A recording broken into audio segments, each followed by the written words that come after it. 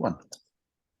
Hi, everybody. Thanks for joining us. For those of you who don't know me, my name is Peter Llewellyn. I run the services at MedCommsNetworking.com. So information, resources, service activities, and so on for people who work in and around the MedComms business, by which I'm talking medical communications, medical education, medical publishing, and the associated businesses.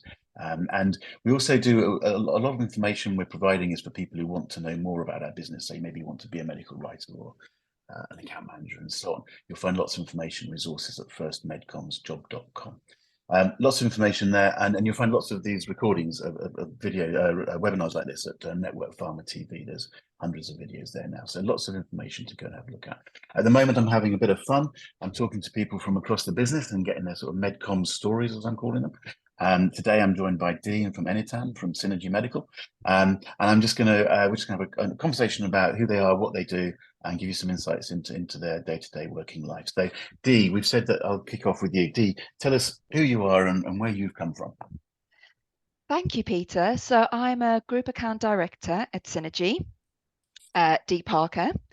And before working at Synergy, which I've done now for almost 6 years, I worked at another medical communications agency, Apothecom.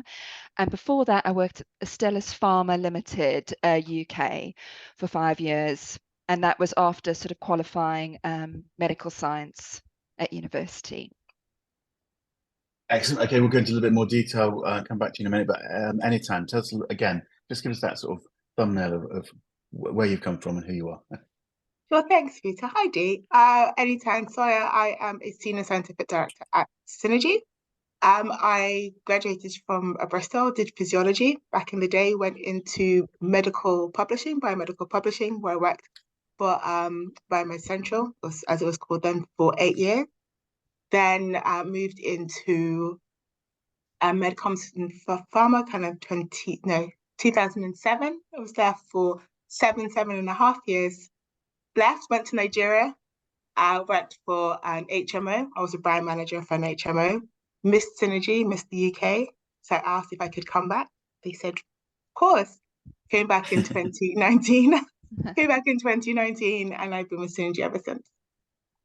Excellent. Okay, so Dee, we're gonna bounce this around, have a conversation between us about what you're doing and so on. And I think it's quite interesting to compare and contrast the backgrounds a little bit. There's two quite different backgrounds. One of the messages that we want to get out is that MedComms is a broad church, as they say, lots of different sorts of people coming into MedComms from different backgrounds. Dee, can I just explore a little bit further? And before we go any further, Dee, I'm gonna put you on the spot slightly. Can you just paint the picture a little bit about Synergy and talk about how it is set up as an organisation, part of the bigger organisation and so on? Just paint the picture.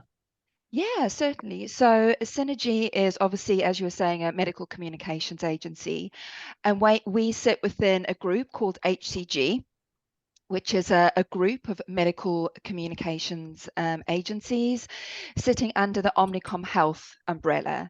So we're very fortunate, although we have a really nice small agency feel within Synergy and our own unique sort of branding and sort of sense of the company, we also have the benefits of working with other HCG agencies and also working with Omnicom and getting the benefit of learning from other agencies as well within the larger group. And then, sorry, so you're part of HCG. HCG is part of Omnicom. Yeah. So it's quite a big comms group, isn't it? Yes. And it's global. You've got offices around the world, yeah. Yes, definitely. We've got a lovely offices in Bankside where we sit within the Omnicom building behind the Tate, and we also have offices in Philadelphia and New York as well. Okay. Dee, I'm going to stick with you just for a moment. So tell us more about your role. So you're on the client services side, yeah? Can you just sort of describe a little bit how that works within Synergy? Yeah, so I'm a group account director. So I started off joining MedComms. Often you join as an account associate or a senior account executive, and you sort of work your way through the client services career. And really the goal of career client services is to be the partnership with the client, to really understand their needs and wants, and to work with a larger team within your company to brief them, on sort of what the company wants, and also to support your clients with their budgets, and understanding what they can get with their money, and sort of coming up with really innovative solutions for the budget they have each year. and working in great partnership within your agency with the scientific services and, you know, other elements within the company. So anything I missed out there? No, I think from a client services perspective, I think that's exactly it. I think, which is great because I don't like numbers. I get very confused. I spend way too much money. I spend way too much time. Um, so with scientific services, so once kind of client service team have got the brief from the client and what it is that they want to achieve, then they'll brief it into my team and we think, fine, how can we do it? So we have a greater understanding of the science, the data behind the brand, what's kind of happening with other competitors, what's happening in the disease space, and then kind of, you know, using our knowledge of the brand and also of the client and what it is that they want to achieve, then we kind of come up with the best, I guess, kind of vehicle in order to kind of communicate their key educational objectives. Because really, you know, because we are targeting doctors, we are under medical education. So our aim is to help them kind of better understand the data or the science or the mechanism of action, for example, so that it kind of, so therefore they understand why we're saying that one particular brand is better than another, or why there is an unmet need in a particular disease that kind of requires action and attention and kind of moving forward. Okay, can I just explore it a little bit more and stick with you, Enitan, on the scientific services side of things? I think I'm right in saying, but correct me if I'm wrong, that you started as an editor and you moved in the writing direction. And I suppose what the reason I'm sort of talking about that, because I'm interested in synergy. Do you split those roles? Some companies do, some companies don't. Just talk a little bit about how you split editing from writing, if you do at all. So You see what I mean? how far back do you want to go? Because Well, I'm just go on. So when I joined Synergy, we were project managers, which I guess are kind of medical writers. And I guess because the project is because we managed the project from beginning to end. So once we got the brief, then we will be developing kind of the outline, doing the desk research if there was anything required. Then, you know, writing the piece. We would do self-proofing, or we had people who would say, you know, we had people who were very good at proofing or editing, and then through to the kind of practice of the product, which could be a video, animation, and what have you. I think in terms of kind of Synergy as because we've grown massively. I mean, when I joined 2007, there were 15 people. When I left in 2014, there were 50. When I came back, there were 80. Now we're almost like 150 or so. So we've grown because our clients trust us and they have a lot more work to do. And so therefore, to make things more efficient, we have a dedicated editing team. Right. But that's not to say that every single medical writer can't proof and edit their own work. They can. But just for efficiency and just to make sure that we are always providing that extra level of service, we have a separate team. So, you know, so if I write, for example, I write and then I will quickly self-edit it, but I always give it to someone else to check, which I think is just good practice anyway, because we miss things. And then the editing team will go and give it back to us, and then we hand it over to the client for their review. Okay, again, I'm just trying to raise these sort of differences, and one of the points that let's make it now. If people are watching this, wanting to learn a bit more about MedComms, you know, terminology varies across the different agencies, you know, and as you say, Synergy used to talk about project managers, you know, basically writers. That in most agencies wouldn't be the case. The project manager is more of an account manager, client service person. But if people are understanding that terminology varies, that helps in the first place. But it's also worth, I think, making that point, because a lot of people go writers or account managers. But there are different roles that you can come into MedComms in, editorial being one good example. I mean, you're agreeing with me, hopefully. Yeah. And I was also going to say, Pete, I think you know, you can have a passion, you know, within client services, a real passion for science. And I think, you know, a lot of agencies will give people within their roles an opportunity to get more involved or less involved in certain elements, you know, within the company. And I definitely know sort of within Synergy, there's some client service members who are more involved in the scientific element, you know, supporting more on the strategy and understanding more about, you know, the sort of market insights.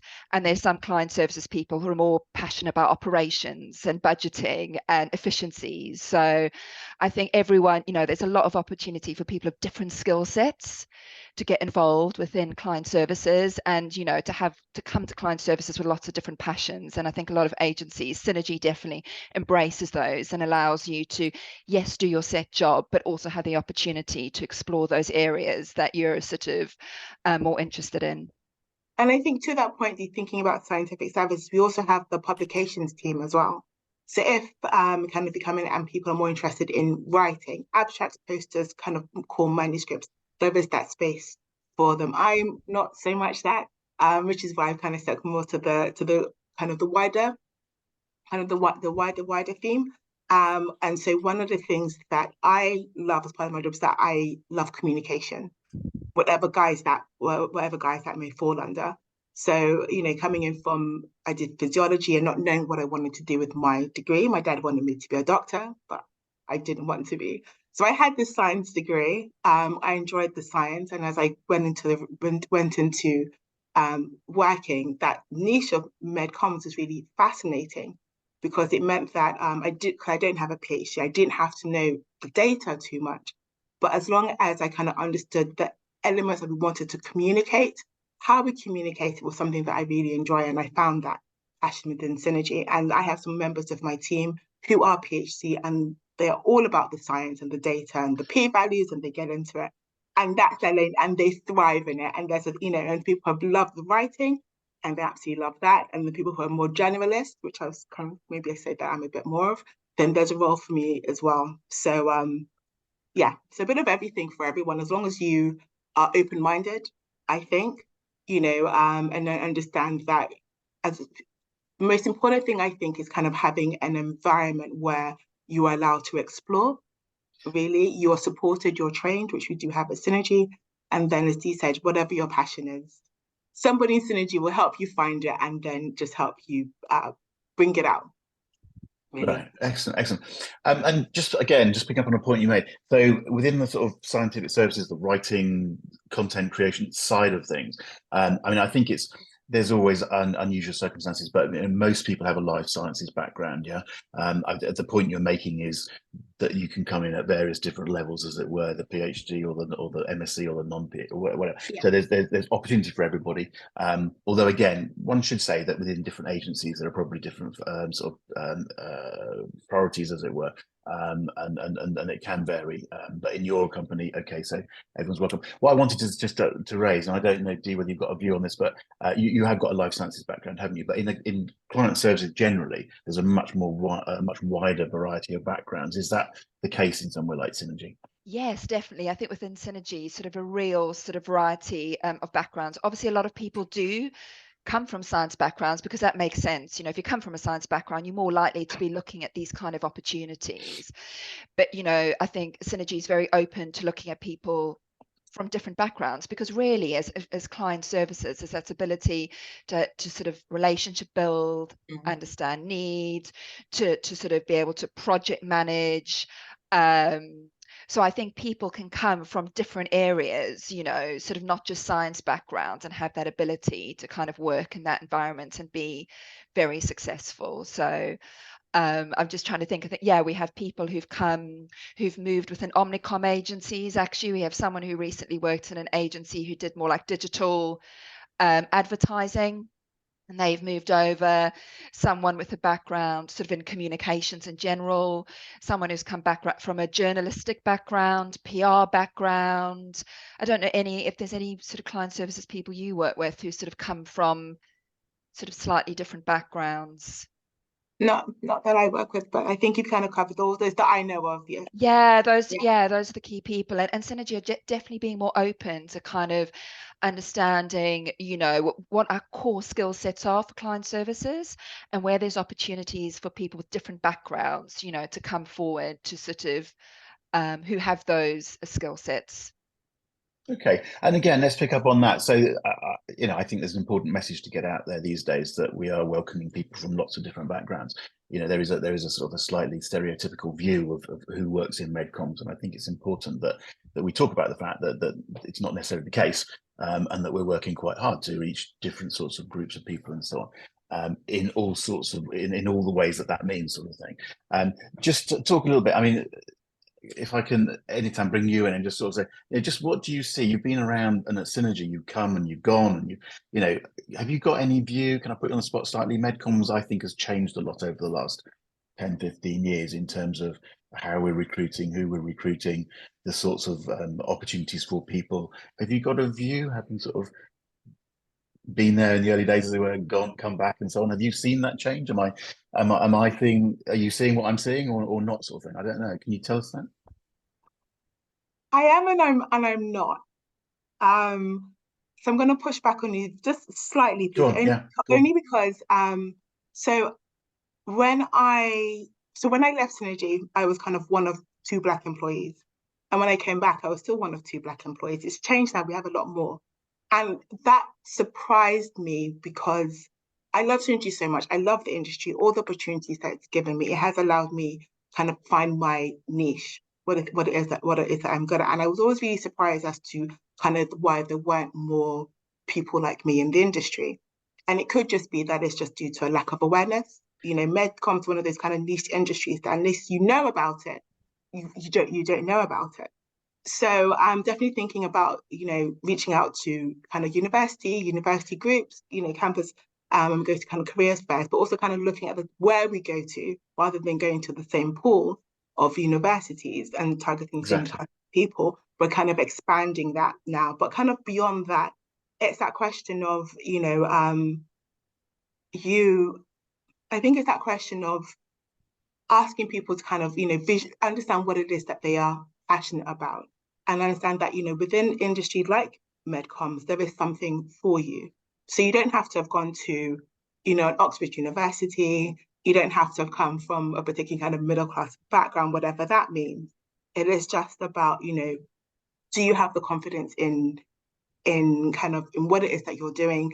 Do you like science? Do you like communications? Do you like relationship building? Are you good with do you have a head for numbers?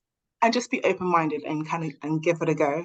So I think since I came in 2019, I think the industry has made kind of concerted efforts to reach out to people from different backgrounds, not just kind of ethnic, but also kind of people kind of diverse, sorry, disabled, who are disabled. So we're looking at kind of, how accessible is our website? How accessible is the recruitment sites that we're using? What language are we using? Are we being as inclusive and as mindful as we can be? So we're definitely making steps in the right direction, but obviously we can always do more. I think it's a really important message to get out there, and as you say, it's a work in progress. But if you just go to Russell Group universities and look for the PhD postdoc types, then you are by definition going for a fairly narrow group of people. And I just think there's an important message. Yes, we can do more, and everyone can do more. But at individual agency level, at the MedComms type level, there's a lot more happening to try and put the message out there. And it's just, and hopefully a lot of what I do, I mean, giving people an insight into the different people in the business and so on. So I like to think that we're moving in the right direction at any rate. And I think the more we can all do to help that, the better. I also think, just to finish, and Dee, we are going to run out of time in a minute, but Dee, I was going to bring you in a little bit because, again, you've been around for a few years, and I know your personal circumstances and so on. I just wonder, comment a little bit, with the kids and so on. MedComms can be quite flexible in terms of the work environment now. I think the last couple of years, let's recognise the last couple of years, the pandemic have pushed us in a direction that we were probably already going in.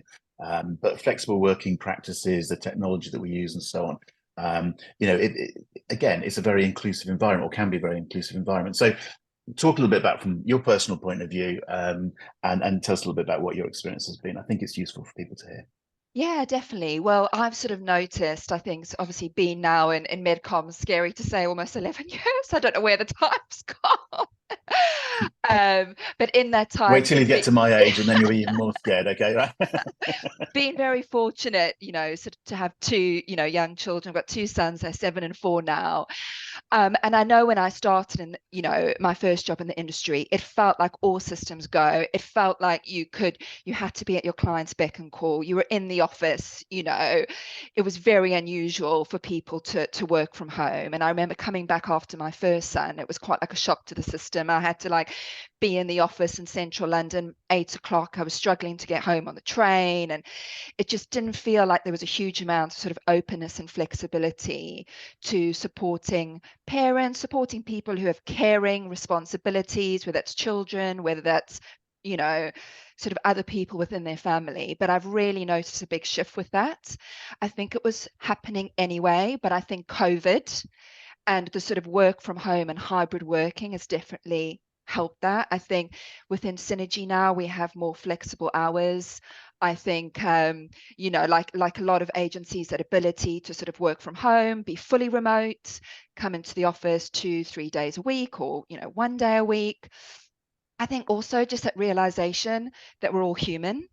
And I think that was a realization that our clients are human too. And during COVID, when you were on a call and you had your child sort of clinging to you and they had their child clinging to them as well, it was a real bonding experience. And it actually made everyone realize, oh, you know, we can show our clients the other side to us. We can show them we're professionals, but we can show them that we're humans too, and that, you know, we have kids, or, you know, we have other hobbies. I know some people, it's meant that they can go, you know, start joining a tennis club, or they can do, I know one girl who works with us is into cheerleading, and it means now with the flexibility she can have her passion and sort of do her cheerleading coaching.